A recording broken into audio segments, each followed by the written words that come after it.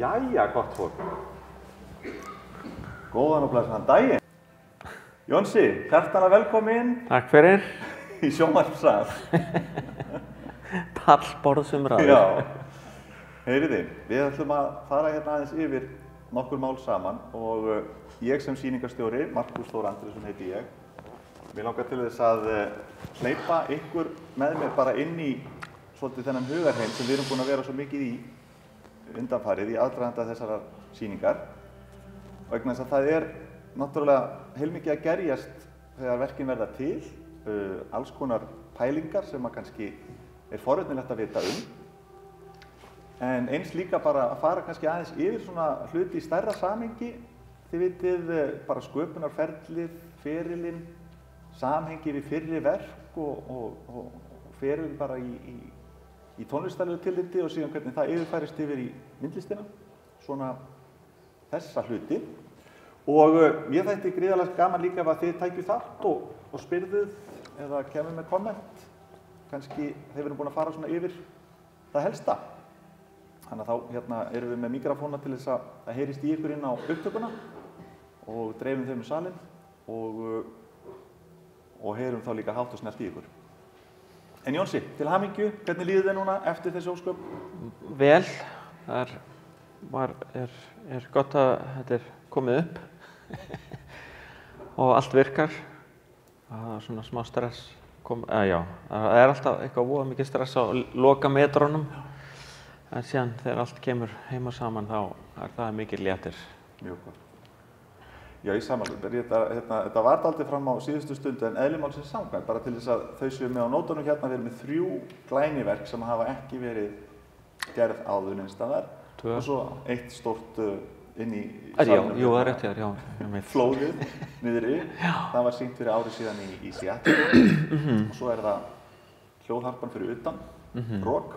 Og svo 2 salir uppi, rek og sad. Við skulum fara yfir þessi verk eftir smástund, svona eitt af öðru. En hvernig líst þér á þessa heild? Því nú ert að setja fram ólík verk saman í eina heild, eina sýningu. Er einhver þráður sem að þú rekur svona í gegnum þetta frekar en annað? Já, þetta er einhvern veginn bara, virkar einhvern veginn vel saman.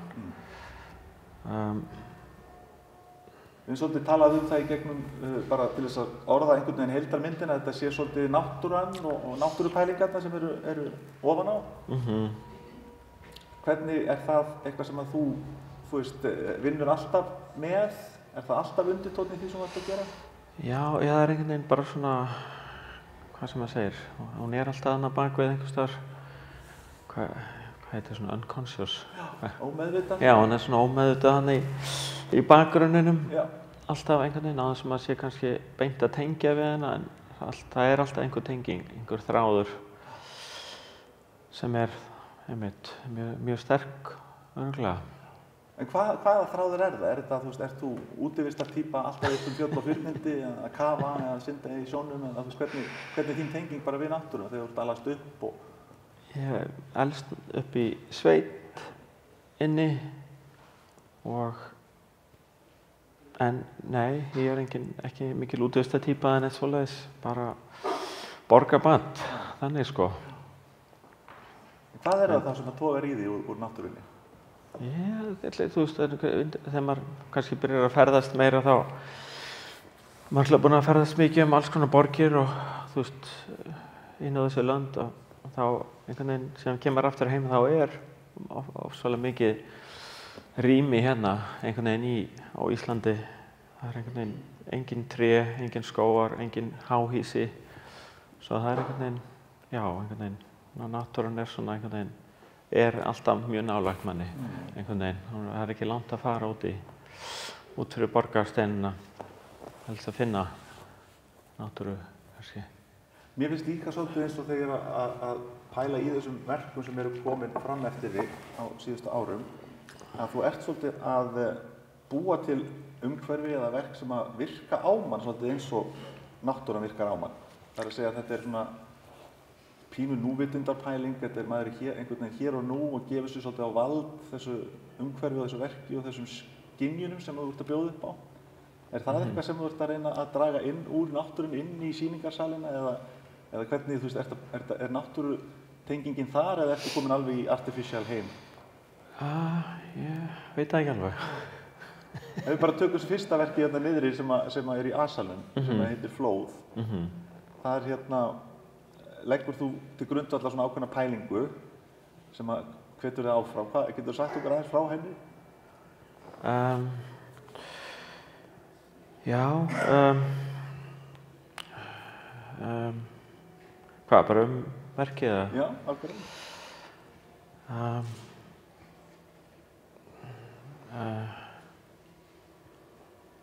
Þú setur það fram í Seattle. Já, einmitt. Með svona smá tengingu við Reykjavík. Einmitt. Já, það byrjaði einhvern veginn svoleiðis. Það var einhver svona tenging við Reykjavík og Seattle, að því já, það var þar og það var eitthvað sjórinn og systraborgir og eitthvað svona, einmitt, erum bæði við sjóinn og eitthvað og alltaf vond veður, rigning, grámi og þunglindi. Og það er einhvern veginn, já, það er margt einhvern veginn sameiginlegt. Og síðan einmitt sjórinn og allt þetta fiskveiðirugl og allir að veiða og drepast einhvern veginn í gamla daga á sjónum og eitthvað svona. Svo þetta, já, einhvern veginn vatt upp á sig einhvern veginn svoleiðis og síðan fær maður bara að hugsa lífið og tilveruna og heiminn og sem við lifum í núna, kannski með allt þetta núna bara, þú veist, svona með svona climate change og allt svoleiðis eitthvað.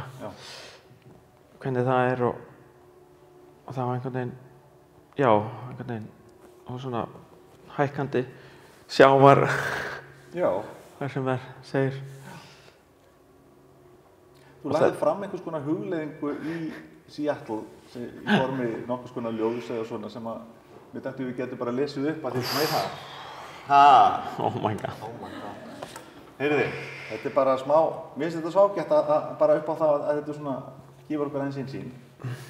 Þetta er á ensku, the big wave. Nearly everything is underwater. The weather is still, but has been unpredictable so far, with briny tar and smoke trails flittering through the air. Chimney tops and statue heads break the surface, and few floating structures survive the watery destruction. We all saw the warning signs, but chose to scroll by in our little lives, and now I guess it's too late. Everything's silent except for ghostly voices, echoing ship horns, and the big wave breaking in the distance. Unsure if this is real, my imagination, or past memories. Dark clouds surround me, but a ray of light breaks through. Is it guiding me? Mjög uppörvandi. Þetta er mjög uppörvandi svona í ljósi aðstæðna í heiminum í dag. Einmitt. En þannig að þú veist, þetta gefur alveg tilfinningu fyrir, þú veist, það er einhver svona angstpæling, svolítið dramatískt. Smá ímá. Já. Einmitt. En er það sem drífur áfram, er það það langar til að kommentara á þetta, eða er það meira í ferlinu sem að það kemur upp svona þessi vangavelta? Já, kannski einhver staðar á ferlinu kemur þetta upp, þetta er engin predikun eða eitthvað svoleiðis, þetta er bara hluti af því að vera til í dag, örugglega. Og já. En það er svolítið það sem að kallast á gjarnan í verkunum, það er einhver svona sublime ægifegurð, sem að allt fyrir böndunum í einhverju beauty og svo er einhvers konar svona óþægilegur undirtón. Þetta er svona einhver heimsendasýn en sem er falleg eitthvað. Já. Og sér einhvern veginn svona flýtur á einhvern veginn svona húsþæki í flóði einhvern veginn, en samt friðsælt og falleg. Já. Þó allt sé einhvern veginn dautt og hljóðlátt í kringum hann.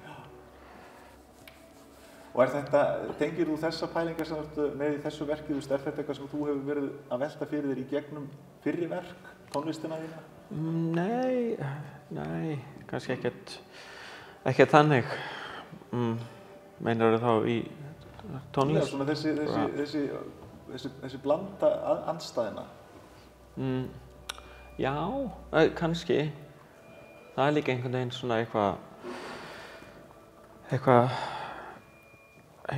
sem er alltaf, það er alltaf einhvern veginn. Já, það er mikla andstæður held ég. Það er einhvern veginn allt svart eða allt hvít einhvern veginn. allt ljótt og fallegt einhvern veginn og hart og mjúkt einhvern veginn. Það svolítið mikið svoleiðis, bæði í músíkinni og kannski í svona skúlptúrum með einhver sem maður gera það kannski, allt svoleiðis kannski. Og við dveljum aðeins áfram í flóð af því það svo margt í gangi í því. Þetta 25 mínútna lúpa sem þið upplifið inn í salnum hérna í jarðhæðinni. Þegar maður kemur inn þá ertu með þokuvél sem býr til mistur og það þessi hljóðheimur náttúrulega og ljósrákin og svo ilmur líka. Stór hluti af verkinu og bara stór hluti af því sem þú ert búin að vera að hugsa síðustu ár. Mér svo gaman að heyra hvernig þetta kom til, hvað pæla við ilmum? Ég hef bara alltaf verið obsessed af lykt, hvernig svo sem góð eða vond. Og einhvern veginn, maður langar einhvern veginn að finna uppröðun í henni einhvern veginn og geta stjórnað henni. Og það er alltaf mjög erfið. Og já, einmitt síðan byrja, maður, einhvern veginn kannski langar að ilma og langar að geta kannski stjórnað hvernig maður ilmar sjálfur. En það er svona erfitt og ilminn eru viðbjóður yfirleitt. Svo svona, það er svona, já, byrjar maður einhvern veginn í því að prófa sig áfram með einhver svona ilmóljur og blanda svoleiðis og síðan kemst maður upp að vissu marki með því. Það eru ilmóljur svolítið svona grófar og ýktar en ótrúlega fallega líka sko. Geta verið mjög svona aggressiv og líka mjög fínar. Og sen uppgötum maður heim af sem eru svona aroma molecules sem eru svona, þá er það bara svona ein aroma molecule. Maður getur algjörlega stjórnað því hvernig maður vill hafa ilminn. Og það er mjög heillandi heimur og svona alveg ótrúlega mikill og stór heimur og svona víðfeðmur, sem maður segir. Ja. Mikið að uppgöta og mikið lærdómur sem ég er enn bara einhvern veginn að fikra mig áfram í og svona haltra hægt og rólega í gegnum, áfram í gegnum þá martröð. Og svo yfirfærir þessar pælingar einar líkamslykt eða það sem að ber á sig og yfir í þetta að vera svona rýmisupplifun. Þá ertu farin að búa til einhvers konar narratífu eða stemningu eða sögu eða drama í lykt. Og hvað varst að pæla til þess með þessa lykt hérna sem inn í þessu sérstaka verki? Hún átti að vera svona kannski, þetta átti náttúrulega að vera svona sölt svona einhver þanglykt og síðan líka svona einhver hörmung og einhver brennandi rúst þannig og einhvern veginn svona rafmagnskaplar og eitthvað svona, eitthvað svona, já, einhver svona bæði góð og vond einhvern veginn. Og einmitt í lyktin þá voru búin að svona tinctúra svona þang úr sjónum og síðan líka einmitt bara fullt af svona aroma molecules líka í henni, bara einmitt brennandi viður og hitt og þetta, allt sem að blanda bara saman og síðan myndast úr því einhver heild. Hvað myndirðu segja að væru margir sorsar sem margar tegundir af molekúlum sem þú að draga inn? Það er kannski svona 40 mismunandi olíur eða svoleiðis sem eitthvað leika sem Þetta er rosa flókin efnafræði.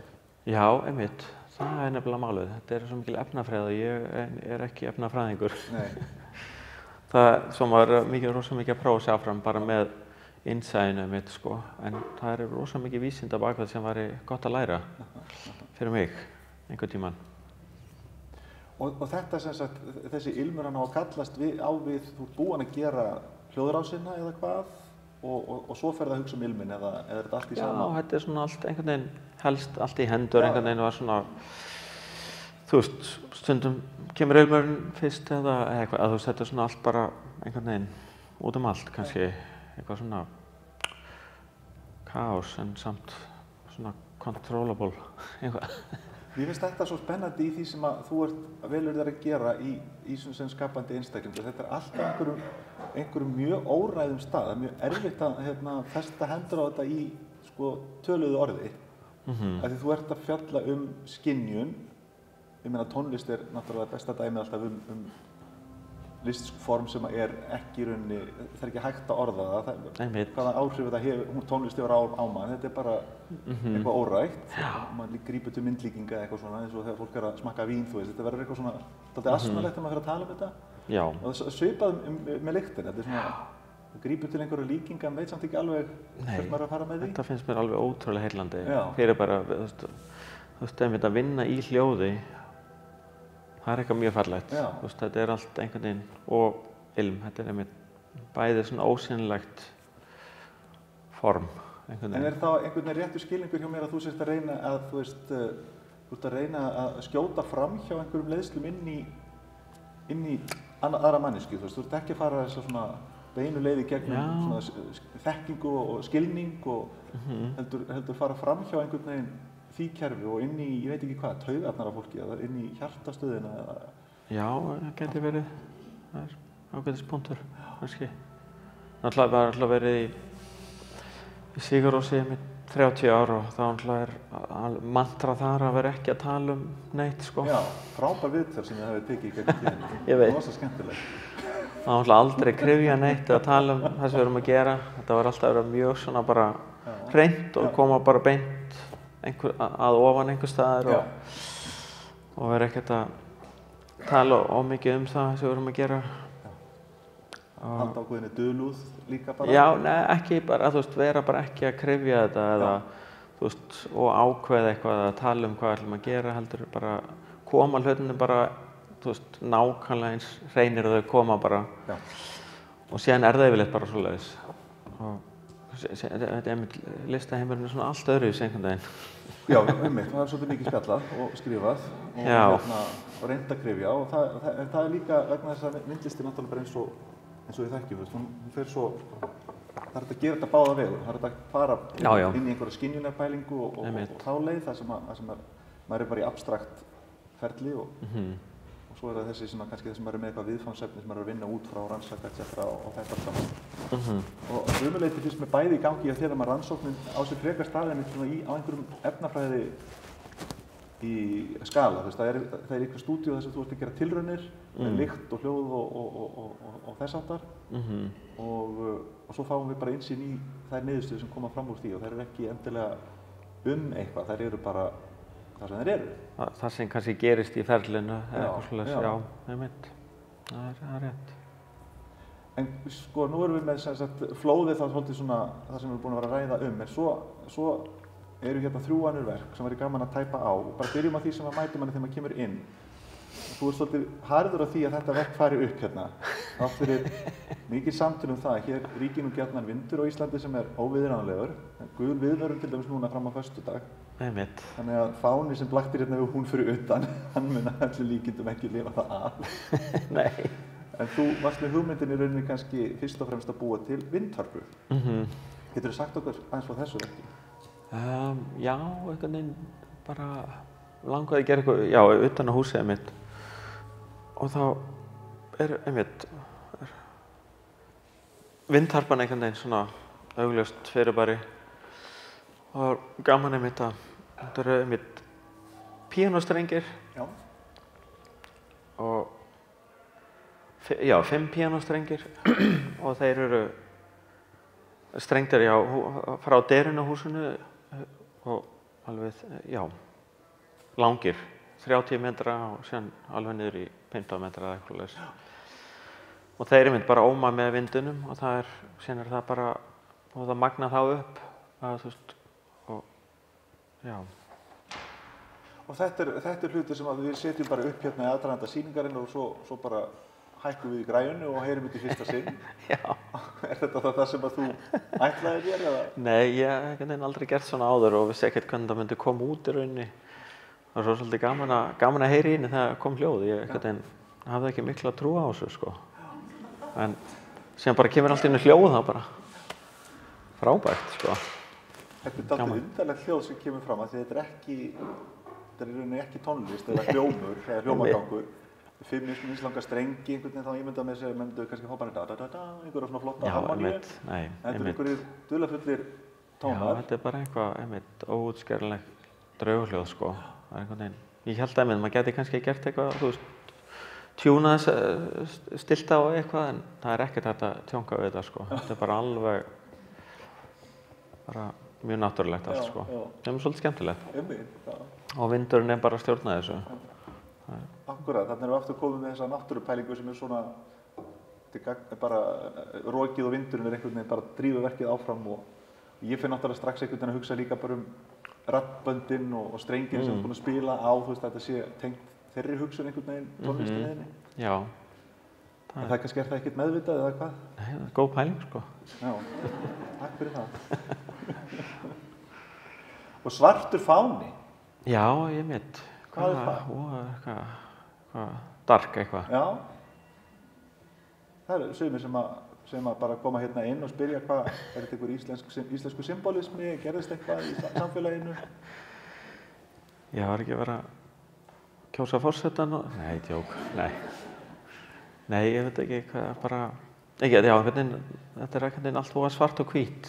Annarkort bara svartur eða hvítur fáni. Já. Einmitt, þessi verk sem þú hefur verið að gera núna undanfarin ár, þau eru dálítið einkennandi svört eða hvít. Þau eru albjört eða almyrkvuð.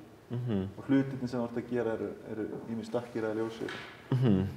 Ekki mikið svona litagleði? Nei, en það væri gaman að gera eitthvað, breyta því kannski. Já. Gera eitthvað. Svo kemur maður inn hérna, fyrir upp á næstu hæð og þar erum við 2 verk og við byrjum á verkinu sem við kallum Rek. Þá var það alveg ljóst frá byrjun að þú varst að hugsa í rauninni bara jarðskjálfta og eldgos og plöturek. Við erum að tala rek í hérna jarðfræðilegu tilliti. Og er þetta eitthvað sem þú ert búin að vera að grúska mikið í eða? Nei. Bara ekki neitt. Ekki? Nei, jú, þetta er svona alls konar einhverjar tengingar. Fyrst að við erum búin að vera núna að vinna í safninu mitt í mánuð hérna í Hafnarhúsinu, út í portinu, búin að vera þar í alls konar veðrum. Og þá einmitt fyrsta daginn sem við lentum þá fórum við upp í Guðmund Arason og keyptum járnplötur og komum með í portið og lifum að ryðga.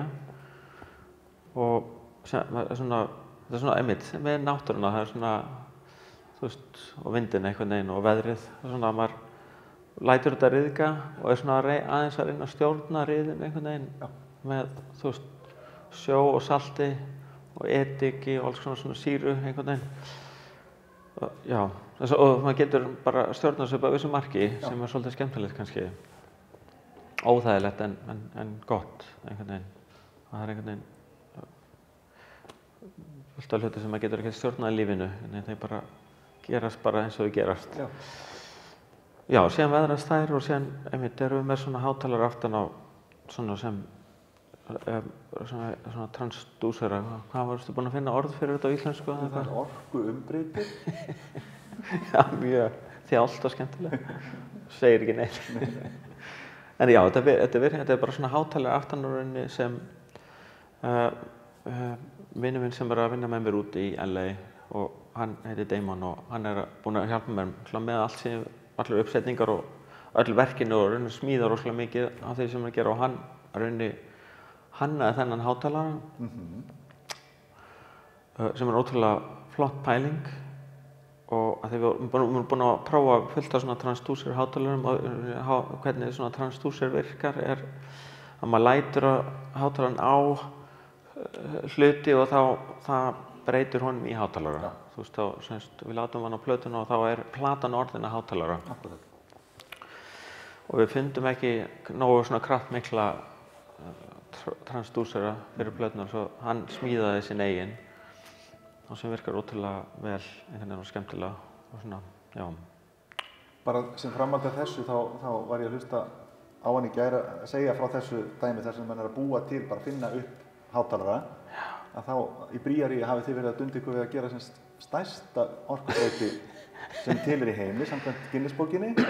Það er nógu stór til þess að ef hann væri hérna þá myndum við bara svona, við myndum bara vera að blásast í burtu, það er mikið orka, en þið eru bara í tilraunamennsku greinilega mjög mikið. Já, þetta er mikið svona, hann er mjög skemmtileg týpa, svona alveg smá svona brjálæðingur. Já.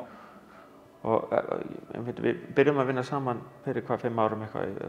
Fyrstu sýningunum sem ég gerði hjá Tanya Banaktar í gallerínu út í LA. Og ég kynntist honum í gegnum vinn minn og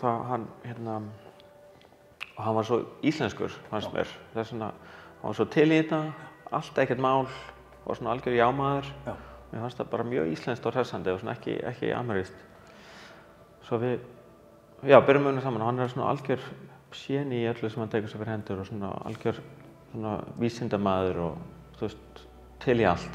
Og það var svona mjög hollt og gott að vinna með svoleiðis fólki. Og já, en þessi transdúser þetta er ekki transdúser, það er svona, hann var að segja bara stærsti hátalari í heimi. Það er bara venjulegur hátalari en stór. Mjög stór. En já, ég er náttúrulega búinn að vinna með þessa transdúsera meira, hann eins og fyrsta sýning sem ég gerði á Tönni, þá vorum við þannig að það var svona alveg hvítt rými og þá þurfum við einmitt að skera úr veggjunum svona stóra bita og sen látið hátalara aftan á hátalarinn og sen það spaslað upp á mála svo rauninni breytist vegginir í hátalara bara í rýminu svo maður sér í rauninni enga hátalara en það allt rýmið orðið að einum hátalara og já, gaman að þessu. Þannig að þá áttu með 6 plötur uppi sem eru þessar ryðguðu plötur hver með sínum hljóðheimi í rauninni.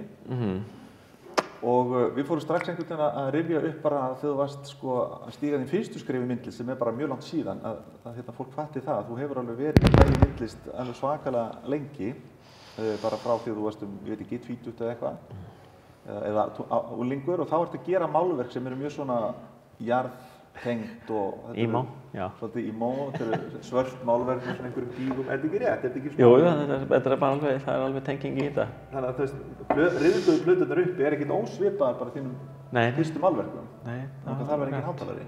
Einmitt, þá var maður einmitt að inn í bílskúr einmitt hjá mamma og pappa að þú veist, mála og þú veist, vinna með einhverja málingu og sag og eitthvað, þú veist, alls konar eitthvað dæmi, hárþurrku og eitthvað. En já, einmitt, og sen þessar plötur eru kannski líka tengt á svona smá vélsmiðin hans pappa þegar ég var að vinna þar sem unglingur og í öllum sumarfríum og jólafríum og svona lyktin inn í því herbyggi svona smá tengt því kannski og líka bara þú veist, þetta þú veist, þegar maður var að vinna þar sem var svona hálfgert misery og eymd, nei, þú veist, bara æðislegt líka. Já, pappa?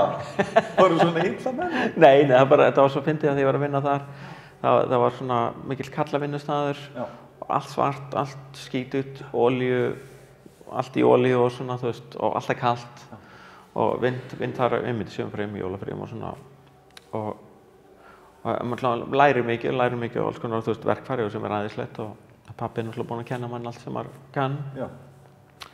En síðan fer ég að vinna einmitt á svona spítala eftir það og það er bara algjörn andstæður, allt hvítt, allt konur, allt rosalega jákvætt. Þetta er svona mjög skemmtilegir pólar svona einhvern veginn. En já, en plöturnar tengjast svona þessu kannski sem svona olíunni og járninu og kuldanu svolítið og einhvern veginn svolítið. Og svo skjálfa þær og víbra og gefa frá sér svona drunur og jafnvel óma líka, svona kóra tónlist. Og þú hefur talað svolítið að þetta sé svona eins og að horfa ofan á landslag. Já. Þetta sé eitthvað svona, að hreyfingarnar í, þessar náttúrulegu hreyfingar í riðinu og veðruninni sé verði eins og yfirborð á jörðinni. Aftur svolítið svona eyðilegt og dramatískt yfirborð. Þetta er rek og þarna ertu með ilm sem að þú hannaðir sérstaklega fyrir rými sem átt að minna svolítið á með vélsmiðjuna og þessar minningar þínar þaðan. Og þá er það aftur, þú veist, farið inn á sama pælingunni þetta niðri einhverjum 40 mismunandi sorsar og flækjustig og til að ná fram einhverju svona minningu eða hvað? Já, ég held að þegar maður er úti að í svona vinnustofunni sinni þú veist, maður þefa hérna þessi síðan allt í hennu þefa maður einhver búb og þá man ég bara eftir vélsmiðinni hjá pappa og það bara búb og ég ætla að nota þetta í þann ilm.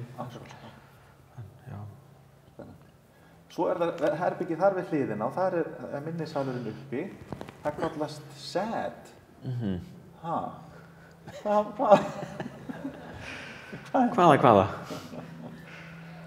Segðu okkur frá því. Þetta bara svona, kom kannski smá út úr svipuðum pælingum sem ég var að gera sýningu núna í seinasta ári í LA. Sem heit Vox, eða bara rödd, þú veist, hann notaði þið bara við röddina á mér. Og öll hljóðin í þeirri sýningu voru bara rödd inn í mér. En þá svona maður að tryggara sko ljós með rödd, eða hljóðið sko, þá lætur maður hljóðið stjórna birtustíi og svoleiðis. Og þetta er svona svipuð pæling bara með það nefnum bara tekin aðeins lengra og þetta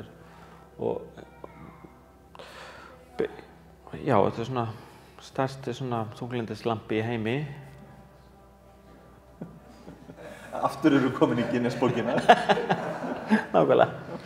Nei, en bara fyndin, þetta var svona Seasonal Affective Disorder heitir þetta, SAD, og hvað sem maður kynnti þetta sjálfur þegar maður byrjaði þegar maður elst upp á Íslandi þá er veðrið bara eins og og bara æðislegt. Það er smá úði og grámi úti, maður fer út og bara yndislegt veður, bara sé ekki haglél og eitthvað svoleiðis, þá er það bara fínt.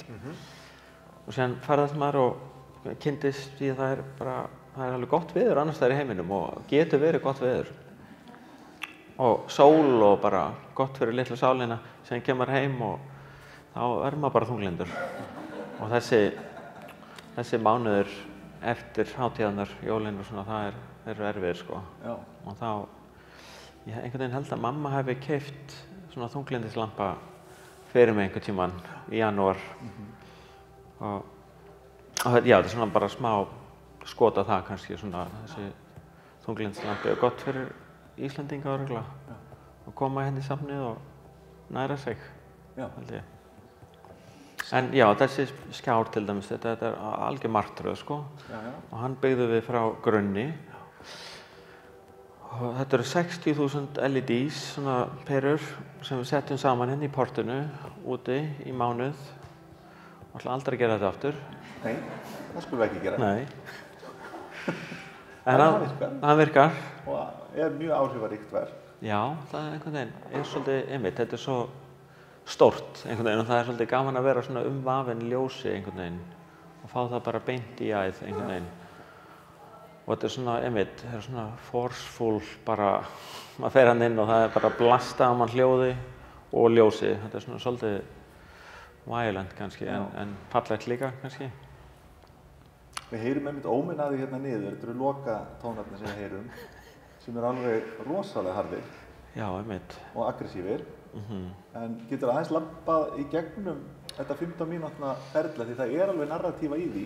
Já, þetta er alltaf einhvern veginn, alltaf einhver músík sem að gera við öll þessi verk. Það er alltaf einhverju kaflar í þeim og ég byrja einhvern veginn oft á röddinni á manni, það er einhvern veginn svona beinasta og auðveldasta tenging mín til þess að byrja á einhverju kannski. Og mér finnst alltaf mannsröddin, bara eins og ef maður er að tala núna, þú veist, fólk hlustar og ef maður syngur þá fólk hlustar alltaf og hættir að tala, einhver byrjar að syngja, ef einhver myndi byrja að syngja þá myndum maður bara stoppa að tala og hlusta.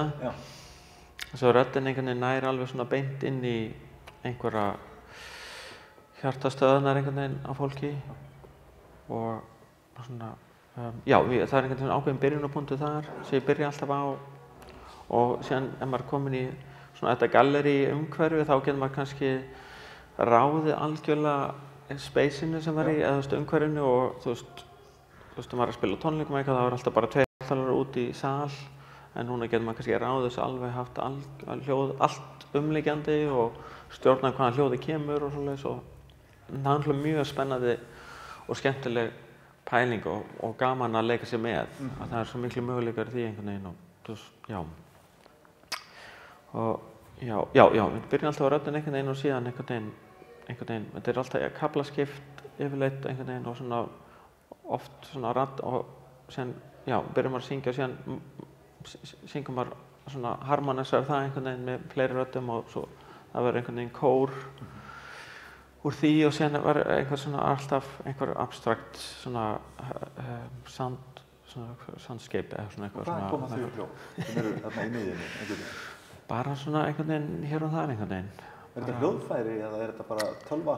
Já, mikið tölvu svona einhvern veginn, það er einhvern veginn gaman að, finnst mér að prósessera hljóð og einhvern veginn og sjá hvað maður nær að toga og brengla kannski eitthvað basic hljóð, en hvað langt getur maður tekið með því að, þú veist, hægja á því eða teygja það eða snúa því við eða, þú veist, distort, eða þú veist, það getur gert svo mikið eitthvað svona, svo þetta er svona, þetta er bara einhver svona ákveðnar svona hljóðtilraunir þar í rauninni.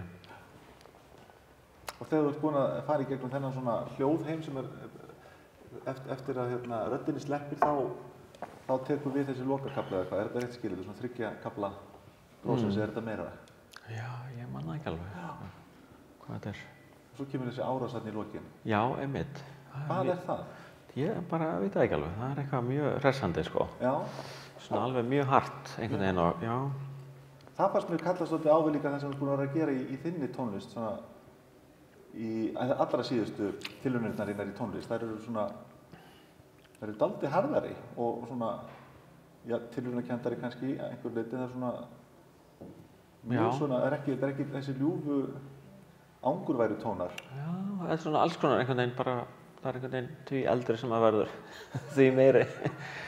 því meira finnst manni leiðilegt kannski og finnst ekki vera, þú veist, hressandi lengur og maður, þú veist, vera alltaf svona, maður er kannski svona leitandi persóna og vill, þú veist, maður vill einhvern veginn finna eitthvað, þú veist, maður vill láta koma sér óvart og svona, einhvern veginn, það tekur alveg, þú veist, það er alveg vinna að gera það að, þú veist, að hressa sig við með því að einhvern veginn að búa til eitthvað sem manni finnst hressandi sjálfur, einhvern veginn. Veit ekki hvað að segja. Nei, hann veit ekki. Nei. En sjá, það er spurning hvort þið gefum fólkinu orðið hérna af einhverju forvitin, en það ekki bara. Já. Hvað segir þið, kæru vinnir og gestir, ef að gefa ykkur orðið frjálst? Einhver svona komment, kannski hafið þið séð sýninguna eða verkin og upplifað eitthvað sem þið viljið deila, eða eru þið með spurningar sem við höfum ekki tæft á? Svo við erum með hátalara því að við erum að taka upp. Hvað barstu að tala? Takk fyrir. Já, takk fyrir. Skemmtilegt spjall. Það sem mér fannst svo áhugavert var að heyra þið tala ilminn og ég var með þessari tengingu við sko hljóðið líka. Sko þegar þú ert og þessi saga frá pabbaðinum og hvernig bara alltaf hugsaður ilminn hjá pabbaðinu þú fannst þennan ilm. En ertu að leita að ilmi með öllum þessum ólíkum ólíkólum? Ertu þá að reyna að búa til einhvern ákveðinn ilm sem þú manst eftir eða er það meira eins og lýstir? Að það kemur allt í einu bara þetta og allt í einu birtist eitthvað í huganum? Einhvern veginn fór ég að hugsa þetta. Já, ég meina, þetta er svona kannski mest órannsaka skilningavitið er ilmurinn held ég og hvernig við skynjum ilm og svoleiðis. Og sem er mjög spennandi og einhvern veginn, hver er spurningin aftur? Já. Sko hvort að, mér varst svo falleg sagan, þú lýstir þessu hvernig þú allt í einu fórst að hugsa þennan stað þar sem þú varst að vinna með pabbaðinum og þú fannst að lyktin passaði eitthvað við þennan stað. Já. En svo var ég að hugsa hvort að þú gerði líka á hinn veginn eins og varst að lýsa, í rauninni kannski ertu búin að svara þessu, en bara, þú veist, hvernig varst að vinna með þennan ilm? Mér finnst það að vera svo áhugavert. Já, það sé kannski eins og hljóð, kannski líka, maður langar að búa, þú veist, það er einhverjar tengingar í þessu, einhverjar svona angar af ilmi og eitthvað svona, einhverjar nótur í ilminum sem minna mig á kannski eitthvað, en síðan líka bara eitthvað nýtt náttúrulega og eitthvað, og maður langar kannski að búa til einhverja nýja heild, sko. Einhvern nýjan ilm, sko. Maður er ekki að reyna að kópera eitthvað, heldur maður að reyna að búa til eitthvað nýtt. En í því einhverjar, þú veist, eru minningar hér og þaðan úr hinn og þessu.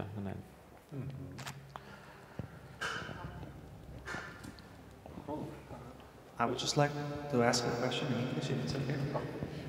Because I'm not as good as speaking as Daniel. I understand quite a bit. So it's a semi-exhibition, semi-Sigurðs question. Since, as we heard from the short description of an exhibition, it's kind of like coming from a green vision of the world, with a trace of light, of course, but are we to expect next Sigurðs album to go in that kind of direction, more dark? There are no more Sigurðs albums. We are done. No, I don't know. I don't know. We just Breaking news. No, we haven't. Just I don't know. We like I said earlier, we never decide anything or never talk about anything. Don't talk to each other. So.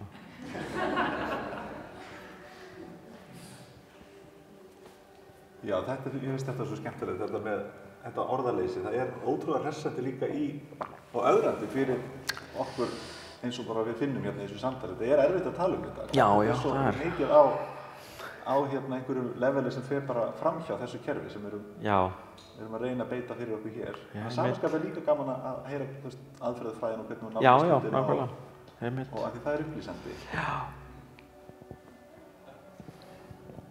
Sæll, mér fannst mjög áhugavert það sem hún sagði um mannsröddina og hvernig hún byrjar prófið verkefniðin frá út frá því. Er það eitthvað sem þú gerir í tónlist svona upphafslega, reynir að stræka á það fyrst að starta prófið með því mannsröddinni bara eða er þetta eitthvað sem þú gerir bara kring listina? Já, það er einhvern veginn, nei, ég byrja aldrei á mannsröddinni þegar að gera mína eigin tónlist. Ok, þá hef ég misskilið það sem þú hefur sagt. Nei, það er rétt, þetta er góð spurning sko, einhvern veginn. En í listinni hef ég einhvern veginn alltaf byrjað á röddinni. Af því mér finnst hún alveg svona beinastu rót alls. Akkurat. En í músíkinni þá er það, hún kemur bara, þú veist, þegar maður gerir tónlist bara, þá getur það verið bara að byrja á píanó eða gítar og ofta einhvern veginn, að því ég byrjaði að læra gítar og hef alltaf spilað á gítar og þar byrjar sem maður og þegar maður byrjaði sem unglingar að spila gítar það var alltaf að þegar maður spilar gítar og syngur á sama tíma þá eru svona tvær melodíur sem myndast saman og það er einhvern veginn, finnst mér eitthvað svo mikilvægt við svona, já, að geta skapað tvær melodíur á sama tíma. 100% samspili. Ég var bara forvitin hvort þú implementaði þessa tækni í tónlistinni eins og þú implementaði með í listinni. Takk. Fleiri hendur á lofti? Yes. Það er bara velkomin.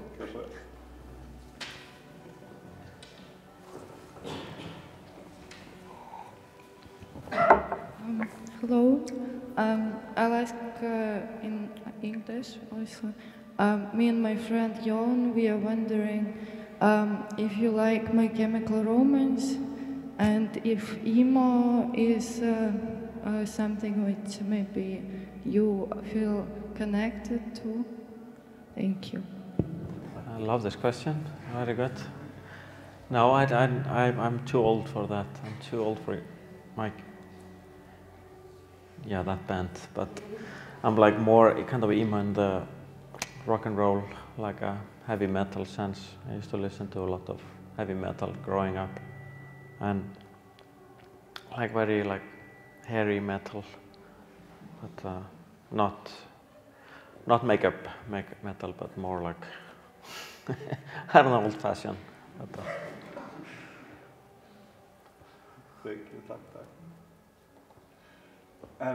Má ég bara aðeins fá að biðja aðeins að rifja upp bara hvernig þú tekur þessa ákvörðun að fara inn í myndlistarheiminn svona full force, af því það er einhvern veginn, jú, að einhverju leyti bara eðlilegt en að samanskapi líka mjög skrítið. Það er margir sem eru hissa og forvitnir og skilja þetta ekki alveg, okkur er þessi umskiptið. Hvað gerðist? Ég meina, við erum búin að tala um það að þú varst í myndlist áður og hefur alltaf haft áhuga svo sem á því og varst að skapa en svo bara tekur tónlistarferillið við og svo gerist eitthvað og þú ferð að gefa þessu meiri gaum og ert núna komin inn á þetta svið allt hressilega.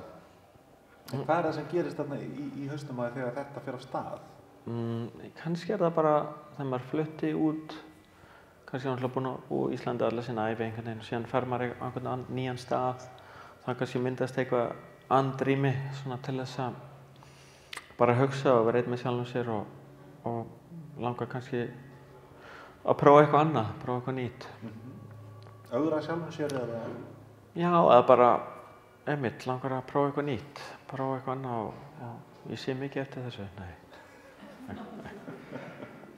En það einhvern veginn, þetta líka svolítið tilvílunum háð, það ekki, hvernig þú ferð af stað? Jú. Samstarf? Já. Og svolítið dregin inn í þetta eða hvað? Ertu að sækjast eftir því að fara inn á þetta svið? Já, í rauninni. Það svona, ég gerði músíkuverk með Ólaf Elíasinni sem var flutt út í LA.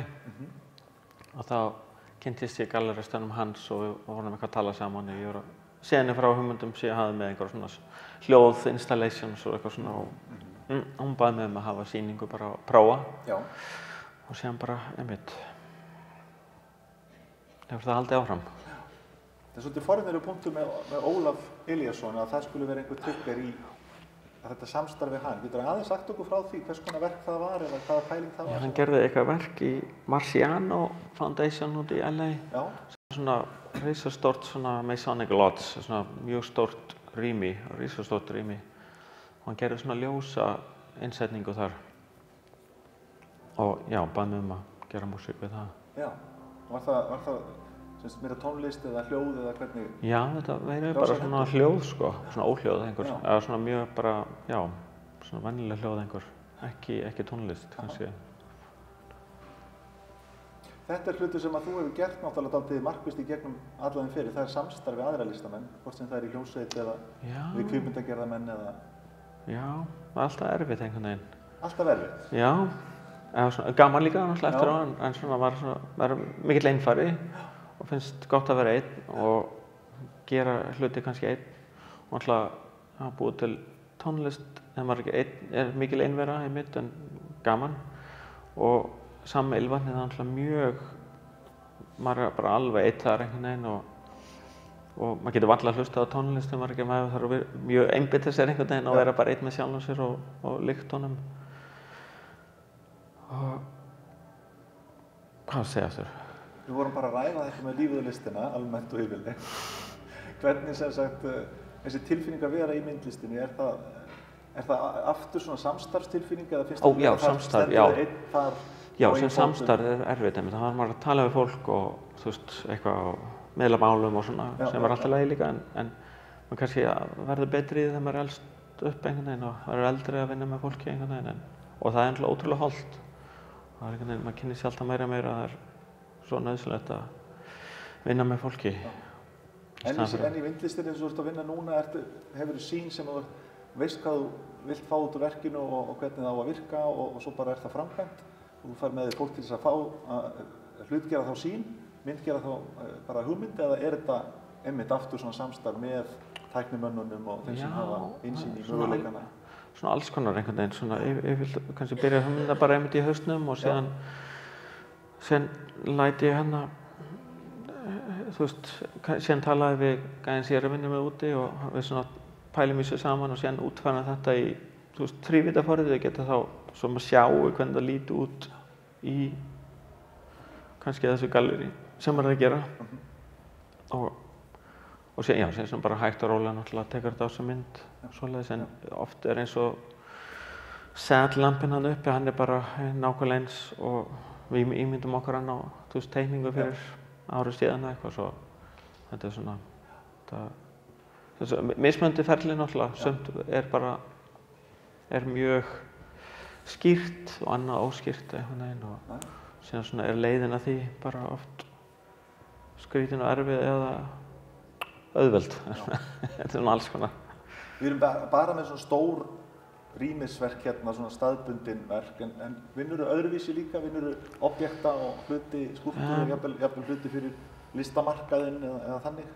Já, svona ég er einhvern veginn svona, þú veist, ég er að leigja svona space úti og er að borga einu manni til að vinna fyrir mig og þetta er oft mjög stórar svona installation sem maður er að gera og einhvern veginn og þú veist, tala svona sölu og svona listaheiminn sem verður oft svona einhvern veginn sem maður vill ekki pæla í en stundum það maður að pæla í bara til þess að halda þessu gangandi einhvern veginn, batteri og svo maður svona aðeins og þetta er allt svona voða, þú veist, maður hugsa stórt í svona þessum eða bara stórt en kannski þú veist í þessum rýmispælingum og síðan þarf maður að hugsa lítið einmitt sem erfitt fyrir svona ef maður þú veist ætlar að selja eitthvað af hlutis og einhvern veginn þú veist maður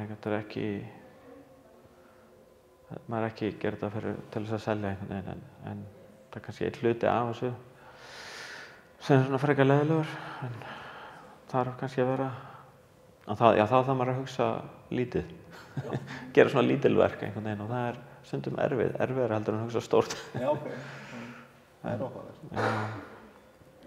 En svona, já, þetta er dýrt og ég er einhvern veginn bara að fjármagna mikið á þessu sjálfur bara með því sem maður er búinn að vera að gera bara í gegnum tíðina með þú veist sigur-rós og einhvern veginn svoleiðis og maður bara einhvern veginn að borga þetta sjálfur svolítið mikið.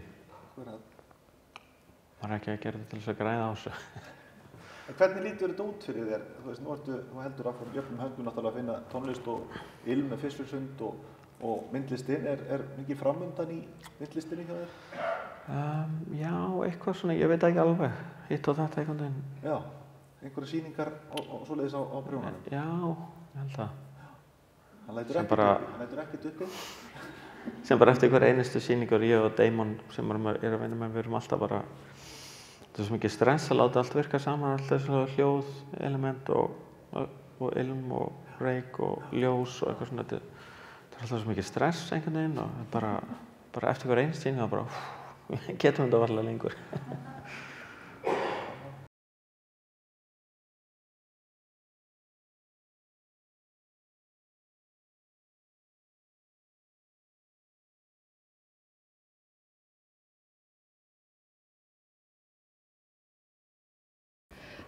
I don't speak Icelandic, so if this was covered, I apologize. But I think that there's a lot of artists out there that are doing like visual and sound media, but not so much like smell or fragrance.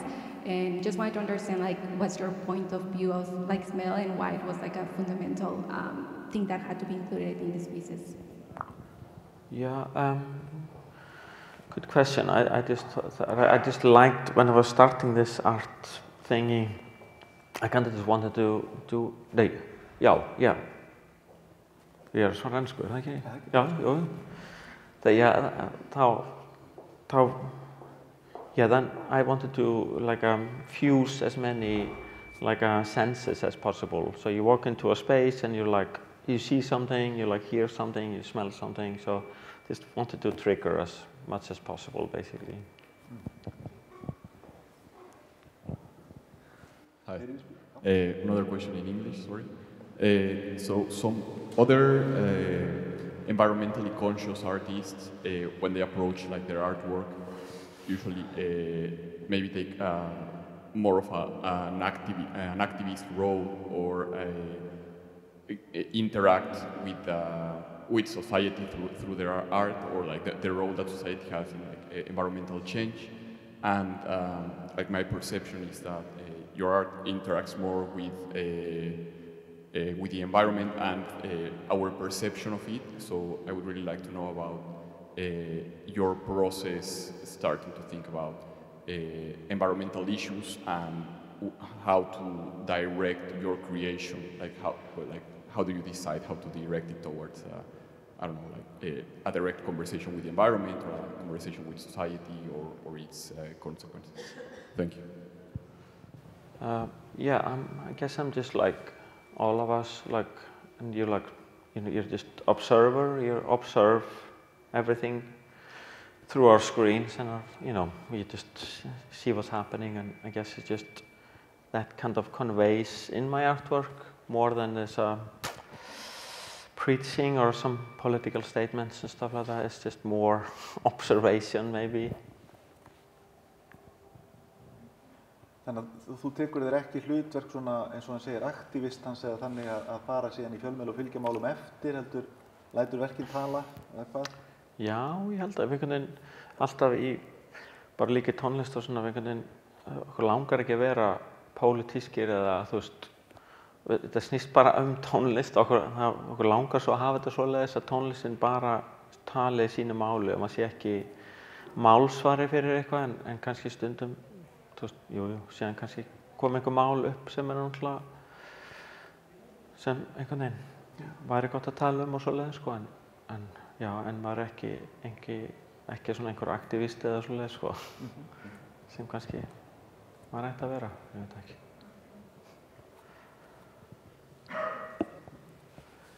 Hefði ekki bara komið gott? Ég sýnist það var ein spurning. Ég var að spá hvort þú sé tilbúin að búa til plötu með tónlist sem þú varst að nota í sýningunni. Já, það væri gaman sko, ég hef einhvern veginn ekkert pælt. Væri gaman? Já, væri gaman, ég hef einhvern veginn bara ekkert pælt í því einhvern veginn ómikið en það væri gaman ég gerði það með sýningun úti, þá gerði ég svona vínilútgáfu af því en ég hef ekkert pælt í þessu. Eins og Jónsi, ekki Sigurrós. Kannski bara eins og Jónsi, ekki Sigurrós. Já, það væri gaman sko. Þín hugmynd? Já, góð hugmynd. Takk. Takk. Heyriði, þetta er bara búið að vera þrælskemmtilegt. Já. Ég þakka bara kærlega fyrir, Jónsi. Þá færð þú bara að slappa af. Yes. Farið til og njótiði sýningarinnar uppi og niðri og úti. Kæra, þakki fyrir komuna. Takk.